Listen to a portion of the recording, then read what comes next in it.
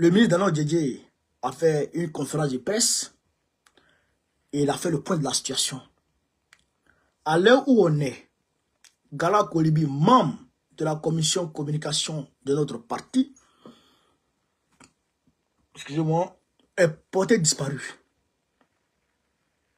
Il est porté disparu. On ne sait pas où il est actuellement. Les avocats ne sont pas encore rentrés en contact avec lui. On ne sait pas encore où il est. On ne sait pas encore où il se trouve. Donc le parti a fait une conférence de presse pour faire pression sur le dictateur de Lagune, Draman Ouattara, afin qu'il nous montre le mari des gens, afin qu'il nous montre le papa des gens, afin qu'il nous montre le camarade des gens, le frère des gens, afin qu'il nous montre où se trouve Gala Kolibi, notre camarade. Donc le parti a fait une conférence de presse à cet effet. Donc, nous sommes en train de dénoncer. Moi, j'en ai parlé hier. Et après, je suis allé monter sur le panel de celui de Paris hier. Avec Pierre Mbalé qui était là aussi. On a posé des questions puisqu'il était avec Pierre Mbalé pendant la journée d'hier. Ils étaient au niveau d'Adjamé village. Il y avait une conférence de presse qui avait été initiée par les Pierre Mbalé là concernant les déguerpis. Et donc, c'est de là-bas, quand il est rentré chez lui, à 20h10, eh bien, les mercenaires de travail sont allés le chercher. Est-ce que vous comprenez ça? Est-ce que vous comprenez? Donc, quand on pense au mode d'emploi du Draman Ouattara dans notre pays, mais ça fait mal au cœur. Ça fait mal au cœur. Mais la loi dit, quand tu vas arrêter quelqu'un, tu lui envoies une convocation. Tu connais chez lui. Tu lui envoies d'abord une convocation. Et tu attends. Et tu lui donnes la convocation. Il y a une date où la personne doit se présenter. Tu attends. Mais quand la personne ne vient pas, tu envoies une deuxième convocation. Quand elle ne vient pas maintenant, il y a un mandat d'amener maintenant qui est donné. Et ce mandat d'amener là est donné à des policiers qui vont en bonne et due forme montrer au gars pour dire on a un mandat de perquisition ou on a un mandat d'amener. On vient te prendre ta voix. Est-ce que vous comprenez ça? Mais on ne fait pas ça. On prend des calaches, des armes de guerre, et on prend un bataillon, et on s'y rend au domicile de quelqu'un, avec des cagoules, pour aller c'est-à-dire que pour aller fouiller, renverser tout dans la maison, traumatiser les enfants, traumatiser la femme, et on prend la personne, et on va avec cette personne-là à une destination inconnue. Bon, quand on regarde ça, et quand on regarde comment les terreaux se comportent dans le Sahel, quand on regarde ça, et on regarde comment les terreaux se comportent dans le Sahel, mais on est en droit de se dire que Draman Ouattara agit, opère comme les terreaux. Puisque c'est les terreaux qui rentrent chez les gens, qui brûlent les maisons des gens, qui renversent les maisons des gens, qui prennent tout le monde en otage, qui s'en vont. Mais c'est ça. Mais c'est pourquoi Dano Djedje a dit c'est un terroriste d'État. C'est un terrorisme d'État. Et je vous ai compris ça. Donc, nous dénonçons. Nous dénonçons. Et nous continuons de dénoncer. Et il faut que le camarade soit libéré. Et il faut qu'on sache pourquoi le camarade a été pris. Parce qu'eux-mêmes, ils ne savent pas. Pourquoi depuis là, il a été pris hier. On ne sait pas pourquoi il a été pris. Mais il faut nous dire, il faut nous donner, chers camarades pour l'Afrique, les chefs d'accusation dont il a accusé notre camarade. Ça, on veut savoir ça. Ou bien, c'est pas ça. C'est pas ça. C'est ça. Alors, je vois des gens qui parlent Non, le PPACI est vaurien. Non, le PPACI est trop faible. Non, c'est ceci, non, c'est cela. Mais les gens ne savent pas. Les gens ne connaissent pas la politique. Les gens ne connaissent pas la stratégie de combat. Non, Steve Biko, j'ai entendu Johnny Pacheco dire beaucoup d'énormités.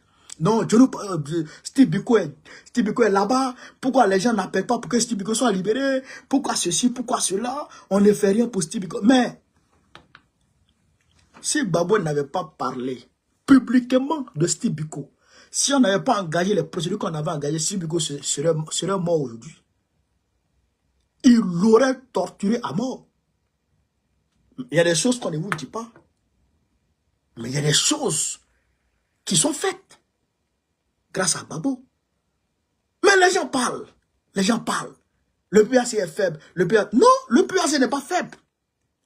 Le président Gbagbo a dit une chose. Écoutez très bien ce que le président Gbagbo a dit. Parce que les gens ne comprennent pas. Quand le vieux parle, les gens ne comprennent pas. Le président Gbagbo dit, un homme peut te gifler. La personne peut prendre la décision tout à l'heure de te gifler. Et la personne t'a giflé. C'est à toi qui a été giflé là, de juger le moment opportun de rendre ton coup. Est-ce que vous avez compris? Il faut sortir de l'auto soit salué. Est-ce que vous avez compris? Quelqu'un peut venir tout de suite et puis te gifle et puis il s'en va. Mais c'est à toi de choisir le moment opportun pour rendre ton coup. Toi, lui, il est venu, il va te gifler. Toi, tu ne sais pas comment lui s'est préparé pour venir te mal taper. Donc, c'est à toi de te préparer maintenant et puis aller contre lui pour aller le gifler et puis pouvoir assumer le coup que tu lui donnes. C'est ça. C'est ça. Nous, écoutez très bien, nous, le PPACI, on a schématisé le combat. On a schématisé la chute de Draman. C'est schématisé, c'est sur papier. On a schématisé la chute de Draman. On va étape par étape. On ne va... Non, on n'est pas dans l'émotion. On va étape par étape. Est-ce que vous avez compris ça? Nous, on évolue étape par étape. On n'évolue pas dans l'émotion. Hein? On évolue étape par étape. Je prends un exemple. Vladimir Poutine. Quand il a, en février 2022, quand il a enclenché la guerre contre l'Ukraine, les gens ont dit, oh, on va étouffer l'Ukraine, la Russie. D'autres disaient, moi-même j'étais dedans. J'ai dit non, dans un mois la Russie va finir la guerre. Moi-même j'ai dit ça. Il dit, dans un mois la Russie, Poutine sera à Kiev dans un mois. Mais on a vu que ça traîne, ça traîne. Des gens commencent à dire, ah, non, Poutine ne vaut rien. Oh, il n'a pas dit peu, il n'a qu'à aller. Les gens commencent à babader. Mais moi, j'ai étudié la stratégie de guerre de Poutine. J'ai étudié la stratégie de guerre de Poutine. Poutine a opté pour une stratégie de guerre, c'est-à-dire de défense. C'est-à-dire qu'il va en rang serré. Il va en rang serré. Il ne lance pas une guerre claire. Il va, c'est-à-dire que, en une guerre de caméléon. C'est-à-dire de tortue. Et quand il veut mettre un pas, il met, c'est-à-dire qu'il regarde. Avant de poser le pas, il fait tout possible pour que, autour de son pas qu'il va poser, là, tout est clair, tout est bien géré. Mais, il l'a piégé, il l'a miné près de 700, je dirais 270 000 km. Voilà, 270 km, 270 000 km carrés. 270 000 km carrés, il a miné ça. Vous comprenez ça? Un territoire plus grand que la Belgique. même près de la moitié de la Côte d'Ivoire, plus de la moitié de la Côte, il a miné. C'est-à-dire que il a c'est-à-dire que des lanceurs de mines, il a miné un territoire. Et puis, il progresse sur notre territoire. Le gars, il a déjà schématisé. Depuis 2014, il est en train de se préparer. Parce que selon lui, le coup d'État à Kiev, il a compris que les Occidentaux sont rentrés. Le loup est rentré dans la bergerie. Donc, il s'est apprêté, il s'est préparé pendant 14 ans. Sur le plan économique, sur le plan énergétique, sur le plan technologique, sur le plan militaire. Il s'est préparé de façon méticuleuse. Il a tout préparé. Donc, quand les Ukrainiens ont commencé à attaquer, ont commencé à lancer comment on appelle ça, les drones sur le Kremlin, moi il dit, Poutine il va les frapper. Il n'est pas parti. Hein? Il n'est pas parti. Il suit son chemin. Il suit son chemin. Il ne se précipite pas. Les Ukrainiens sont rentrés dans la région de Kursk. Dans la région de Kursk. Alors que lui était de l'autre côté. Tout le monde a pensé qu'il allait prendre les forces de l'autre côté pour venir les chasser, pour les sortir de son territoire. Il n'a pas fait ça. Il les a laissés. Il les a laissés progresser. Et il a continué à suivre son chemin. C'est une question de chemin. Et quand il a atteint ses objectifs, aujourd'hui où il a atteint ses objectifs, c'est maintenant il allait prendre d'autres forces, d'autres unités, pour venir les mettre dans la région de Kursk, pour frapper les Ukrainiens. Et là maintenant les Ukrainiens sont en train de sortir. Donc, ces objectifs ont été atteints. Et là maintenant il dit, si Trump veut négocier à lui, il est prêt à négocier à n'importe quel moment. Vous comprenez ça? Donc, c'est une question de chemin. Nous, au PPACI, on a schématisé notre combat contre Draman. On ne se précipite pas. Il nous attire sur le terrain. Il nous attire sur le terrain. Mais on ne tombe pas dedans. On n'est pas des petits, on n'est pas des nouveaux joueurs.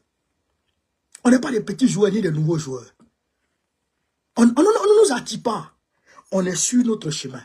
Mais le fait de dénoncer, même, écoutez très bien, en 2022, quand il y a eu les élections locales et que Bitogo a volé les élections à Yopougon, mais combien les gens m'ont pas appelé pour dire qu'il faut lancer le mot d'ordre? Combien de fois les gens m'ont appelé? Moi j'ai appelé. On dit non, calmos. Moi je me calme. Parce qu'il y a un schéma qui est élaboré. Donc on suit le schéma. On ne sort pas comme ça. On ne sort pas. Donc maintenant le chef dit, je combats sur le terrain diplomatique. Il dit combat sur le terrain diplomatique. Et vous voyez les résultats de ce combat sur le terrain diplomatique. Voici le ministre Akengbo qui vient d'être nommé.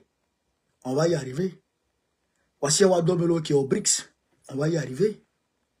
Donc, ça veut dire que son combat porte des fruits. Il dit chacun n'a qu'à mener le combat depuis sa position. Et il dit maintenant, je serai sur le terrain. Je serai sur le terrain. Et il a mis sa femme pour aller arranger le terrain. C'est un schéma. C'est un schéma qui est minutieusement élaboré. Donc, on ne se presse pas. Alors, j'entends Johnny Pachego qui dit, oui, Nadi Bamba est comme si, Stéphane Kipré est comme ça, ceci est comme si, Nadi Bamba doit appeler, comment on appelle ça, Draman Ouattara pour faire libérer, comment il s'appelle, Steve Biko, ils doivent faire ceci, ils doivent faire ça. Mais Nadi Bamba a ce pouvoir, les pieds d'affût. Alors, je pouvais la paix l'affût. Johnny, il y a une chose. Si tu m'entends, ceux qui te donnent ce genre de fausses informations, ce genre de mensonges, Ils sont remplis dans mon inbox. Ce genre de mensonges là. Tellement qu'ils m'ont envoyé ce genre de mensonges. C'est vrai qu'il n'est pas bon. Nadi Bamba est venue pour tuer Gbagbo. Elle est en mission pour le RDR. Elle va tuer Gbagbo. Ce genre de messages là, ce genre d'informations là, erronées, frère, c'est rempli dans mon inbox.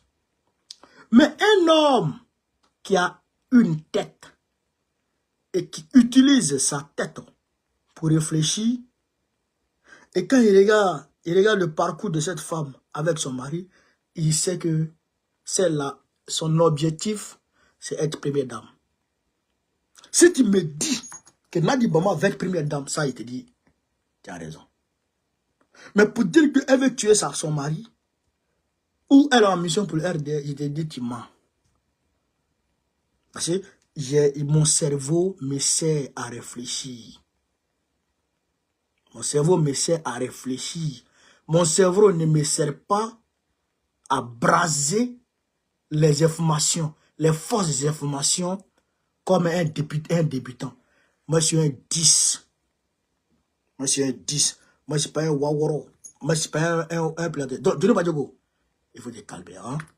Information, ça là, c'est pas vrai. Les mêmes qui disent que Nadi Bamba a été envoyé pour tuer Gbagbo, les mêmes viennent te dire que non, Nadi Bamba veut être première dame. Mais comment? Si elle tue son mari, elle devient première dame, comment? Il y a un an, j'avais la mariée. Ou bien c'est le cadavre de son mari qui a été présent. C'est des fausses informations, c'est faux. Il faut arrêter ça. Il faut arrêter ça. Et puis Stéphane Kibré, là, il t'a fait quoi même? Il t'a fait quoi même, le monsieur là? Il t'a fait quoi? Depuis tu as un nous, tu es sur lui. Tu es quitté un nous, tu es sur lui. Tu es parti au RDR, tu es sur lui. Tu as quitté le RDR encore, tu es sur lui. Ah, il faut laisser le gars en paix. Il faut laisser le gars en paix. Je connais le problème. Je connais le problème qui vous lie. Mais je n'ai pas envie de parler. Je n'ai pas envie de parler. Mais je vais parler un jour. Il faut laisser le monsieur en paix. Ah oui. Laisse-le en paix. Laisse-le en paix. Son erreur là, il a cherché. Laisse-le en paix. Elle, tu comprends ça? Laisse-le en paix. Et puis, nous là, laisse-nous en paix même. Tu es dans tes révélations, fais tes révélations. Nous là, il faut nous laisser en paix. Il faut nous laisser en paix. Il faut nous laisser en paix. On est en train de travailler, laisse-nous en paix. Tu as tes informations à 2 balles là. Quand tu n'as pas commencé, quand tu nous donnais, quand tu prenais, tu rassemblais les mamans là pour leur mentir. Tu rassemblais les mamans pour leur donner les faux sons là. Ça nous a envoyé où? Tu nous as quittés, tu es parti au RDR, tu es parti les rassembler là-bas pour les mentir. Ça nous a pas touché. Maintenant, tu es revenu encore, tu viens rassembler les mêmes mamans là pour les mentir encore. Ah oui, il faut te calmer. Johnny, calme-toi. Il aime là. Il aime là. Il calme. Sinon, il y aura man. Tu es en train d'attaquer, tu es en train de combattre le RDR, combat-les. Ils ne t'ont pas donné l'argent, tu es fâché. Il faut casser tes papos et puis il faut nous laisser en paix. Il ne faut pas venir nous mener ici. On n'est pas ton... On n'a pas le temps pour ça. Hein. Il faut les laisser en paix. Tu as compris ça? Voilà, ça c'est des bouts de pas. Alors donc, chers camarades d'Afrique, je vous dis, et je répète, je le dis ici et je le répète, Nadi Bamba, elle n'est pas parfaite. Personne n'est parfait dans ce monde. Mais, son affaire de babo, on va jouer avec ça. Nadi, il y a des choses qu'on ne peut pas vous dire. Il y a des choses qu'on ne peut pas vous dire. Mais cette femme-là, son affaire de babo, faut pas jouer avec ça. Non, elle là, elle ne va pas mourir sans être première dame. C'est un défi qu'elle s'est lancé. Donc, soyez sans crainte. Les bobards de Johnny Patikola, éloignez-vous de ça. Il faut vous départir de ça. Voilà. Les autres informations qu'ils donnent sur le RDA, ça peut être vrai. Ça peut être vrai peut-être. Mais sur nous là, sur notre parti là, il n'y a pas de vérité dedans. Ce qui est vrai là, Je vous dis c'est vrai. Mais ce qui n'est pas vrai là, je vous dis c'est faux.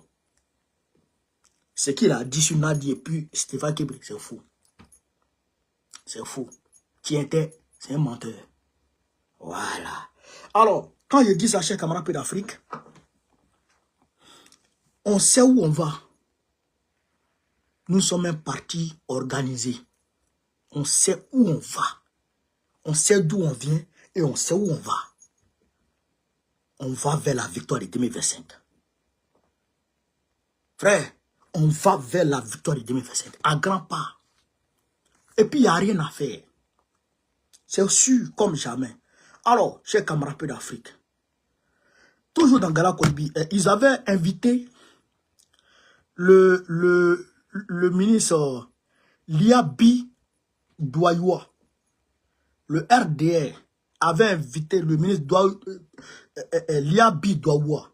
C'est le vice-président du CSP, le numéro 2 du CSP. Après Katina, c'est lui qui vient.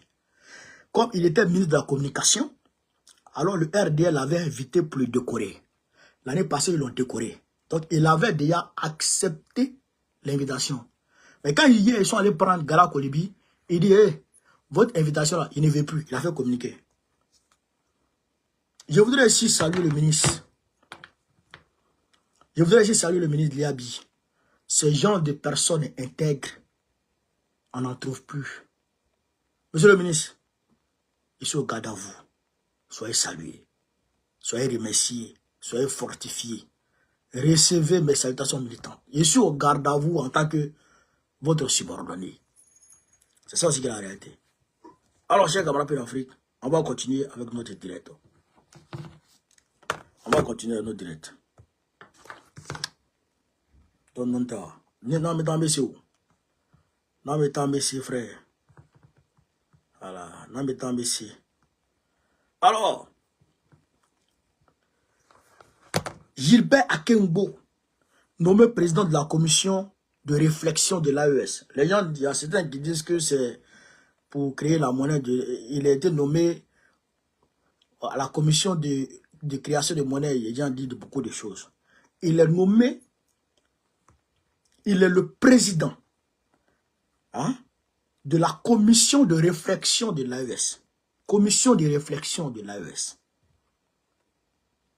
Commission de réflexion de l'AES. Je vous lis un peu.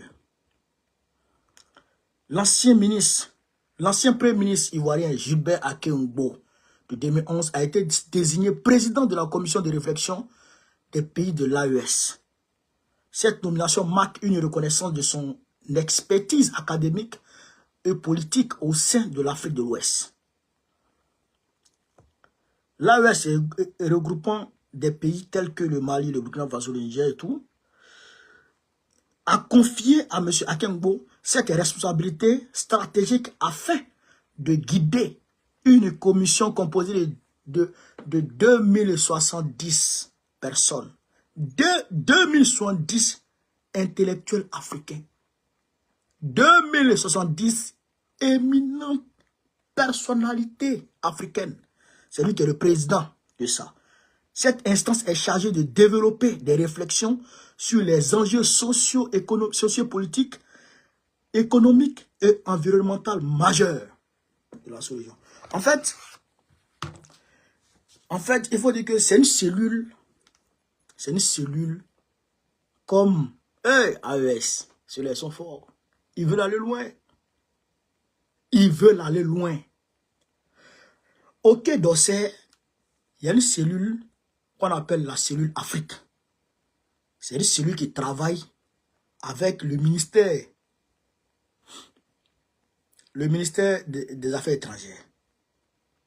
Vous comprenez ça? Alors, eux, ils sont en bas là-bas.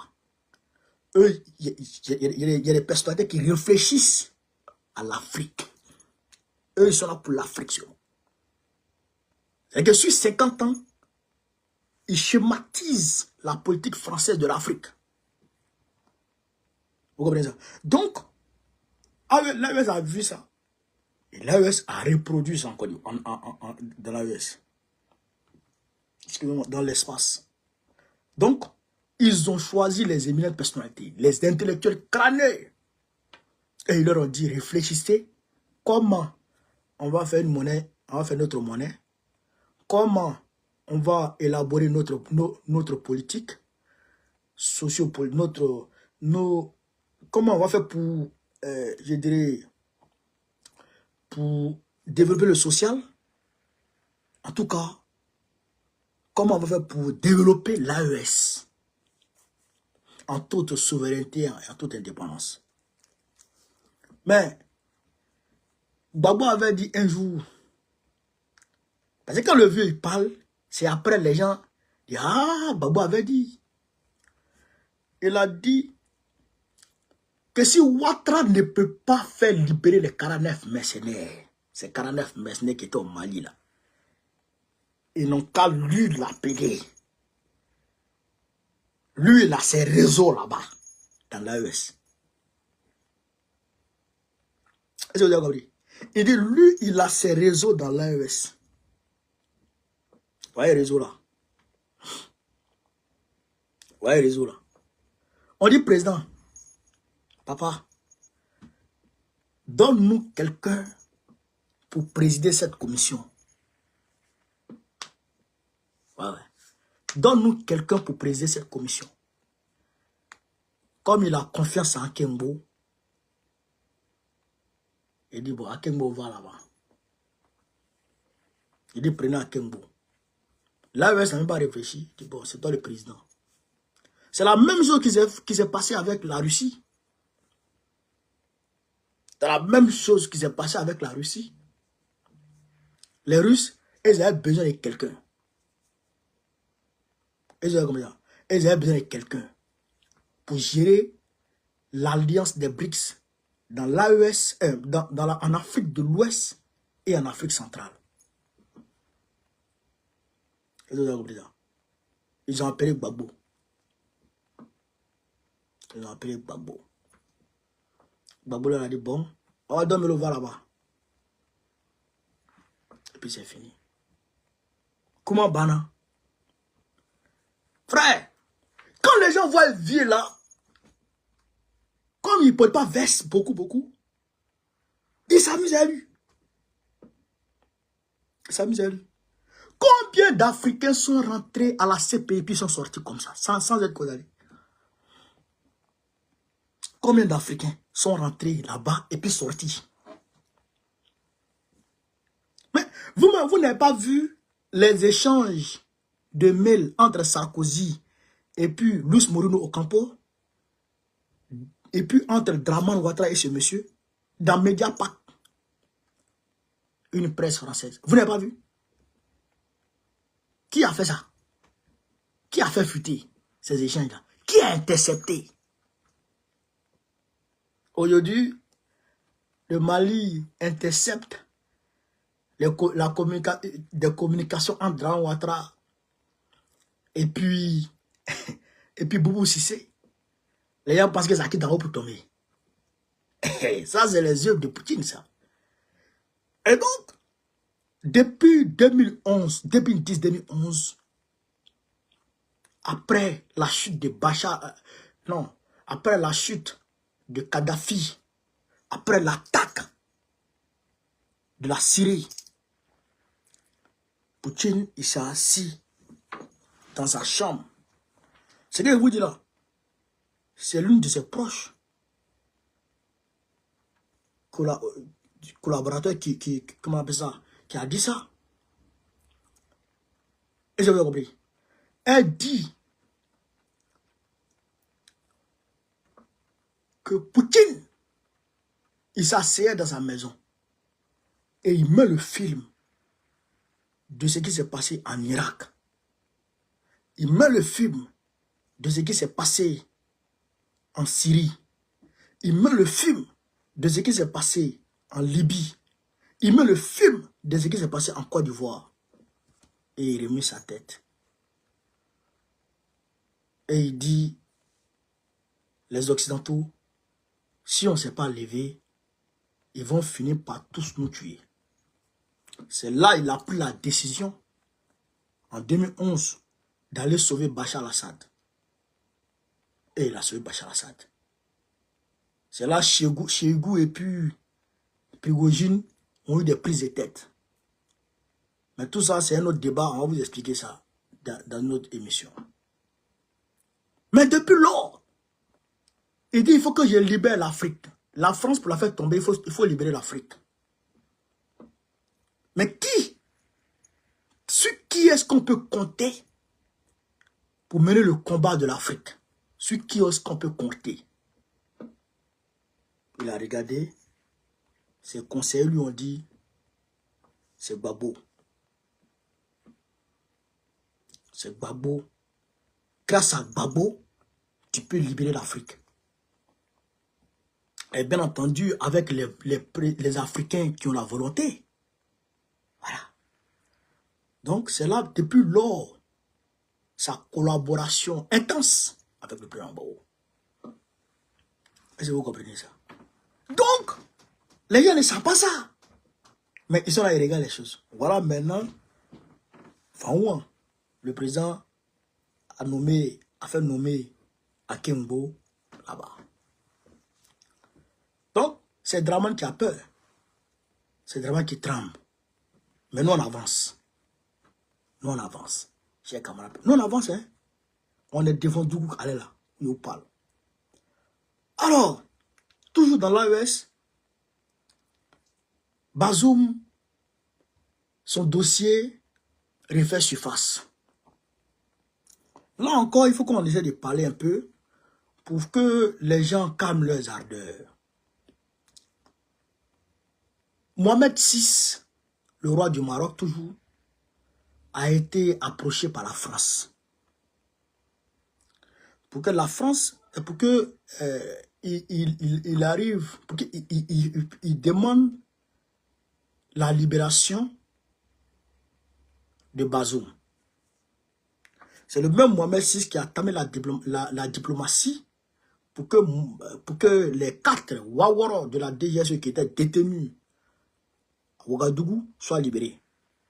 C'est le même Mohamed VI qui a tapé la diplomatie pour que les 2 Wawara ivoiriens qui étaient détenus à Ouagadougou eux aussi soient libérés en échange avec les militaires burkinabés qui avaient aussi été arrêtés par Abidjan. C'est lui qui a fait la diplomatie. Parce que Fon Yassime avait tapé poteau. Alors, c'est le même Mohamed VI qui est encore sollicité par Macron afin que Bazoum soit libéré. Les conditions sont claires. Bazoum, il sera en résidence surveillée au Maroc. Bazoum sera interdit de parler de politique. Il est là-bas, il ne parle pas de politique. Donc, actuellement, la négociation est en cours. Mais on ne sait pas comment ça s'est passé. Mais, ce que je voulais dire, c'est que si le président Tchani juge bon de libérer Bazoum, nous là, on est d'accord avec ça. Si le président Tchani juge bon aussi de retenir Bazoum toujours au Niger, nous là, on est d'accord avec ça. Est-ce que vous comprenez ça? Et donc, par conséquent, nous on est d'accord avec le fait que IB est libéré et les 2 gendarmes de Côte d'Ivoire et les 4 gars de la DGSE. Nous on est d'accord avec ça. Parce que j'entends les gens murmurer. Ils murmurent. Oh, ils ronronnent. Oh, André des abeilles. Non. Pourquoi le président IB a libéré les 4? Est-ce que c'est toi qui les as arrêtés? Les 4 agents de la DGSE. Tu sais quand on les a arrêtés? Tu sais pourquoi on les a arrêtés? Tu sais comment on les a arrêtés? Alors, quelqu'un attrape ces voleurs et il les libère 1 an après. Et toi, tu dis que tu es fâché. Toi, tu vas les attraper encore. Va les attraper. Il faut qu'on se calme. Il faut qu'on se calme. Parce que quand tu décides d'être dans un combat qui a des leaders. Tu te dois de respecter les choix de ces leaders. Il ne faut pas venir critiquer d'une manière. Il ne faut pas t'opposer à leur choix d'une manière. C'est pas comme ça qu'on mène un combat. Un combat se mène dans la discipline. C'est pas parce que moi je suis d'accord avec tout ce qui s'est fait au PBACI que je ne critique pas. Mais quand le président prend la décision et que la décision est prise, moi, même si mon cœur est chaud, je vais boire de l'eau, je m'assois. Si je vois que ça ne va pas, je vais dormir. Quand je me réveille, ça s'est calmé. Et puis, je suis le mouvement. C'est comme ça qu'on fait. On ne tape pas dans tous les sens. C'est quoi ça? Donc, IB les a libérés. Il sait pourquoi il les a libérés. Et puis, d'ailleurs même, un homme, tu ne peux pas dire non à tout le monde. Tu ne peux pas dire non à tout le monde. Tu as dit non à Fon Yassime. Tu as dit non à Draman. Tu as dit non à Macron. Tu as dit non à tous les émissaires. Mais tiens, il faut dire oui à quelqu'un au moins. Il faut dire oui à quelqu'un au moins. Il faut quand même qu'on dise que, ah, le gars, son affaire est due. Hein. Mais si tu envoies l'autre gars là, lui, il peut le faire changer d'avis. C'est comme ça qu'on gère un pays. C'est comme ça qu'on gère un groupe. C'est comme ça qu'on gère des affaires. Donc, il faut que les gens se calment. Nous, on est d'accord avec le choix de IB. Même si IB ça va prendre le père d'Alois pour en faire son premier ministre, nous, on est d'accord. Parce qu'il jugera pour lui, à ce moment, que le père d'Alois est mieux. Donc, nous, on sera d'accord avec ça. Donc, il faut que les gens se calment. Calmez-vous. Arrêtez de nous emmerder un peu. Voilà. Donc, chers camarades d'Afrique, voilà un peu ce qui se passe là-bas. Donc, Bazoum peut être libéré dans les jours à venir. Si ça se passe, nous on est d'accord. Voilà, on est d'accord avec ça. Alors, là, il est minuit là. Voilà. Les forces françaises qui sont au Tchad ont commencé à quitter là-bas aujourd'hui. Ils ont commencé à quitter le Tchad aujourd'hui. Ils ont commencé à partir. Déby Taka dit d'ici le 31 décembre, et tous n'ont qu'à partir. Donc, ils sont en train de partir un peu, chez les camarades d'Afrique. Donc, voilà un peu ce qui se passe. Voilà. Je voudrais pour finir, comme actualité internationale, vous parler de Gisèle Pelicot. Gisèle Pelicot, c'est une femme, son mari s'appelle Dominique Pelicot. C'est un Waworo. Son mari là, c'est un Kodjougou. Lui, son fantasme, c'est de coucher, c'est de filmer sa femme en train de coucher avec les gens. Et ça va sur Internet, ils s'en vont négocier avec les gens. Et aussi, ils acceptent. Et puis, il drogue sa femme.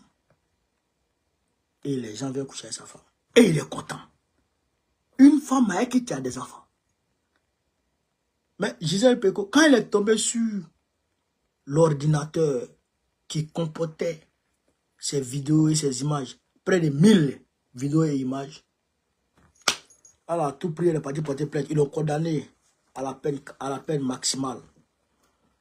20 ans de réclusion criminelle. Avec tous ceux qu'ils ont filmé en train de coucher avec eux, et tous on les a mis dedans. Donc, camarades d'Afrique, voilà un peu ce qu'il voulait vous dire. Nous, on s'en fait réunion rapidement. Donc, sur ce, vive l'Afrique libre, vive le panafricanisme, vive tous les présidents panafricains, Gbagbo, président Bégoua 2005, Inch'Allah. Prenez soin de vous, on est ensemble.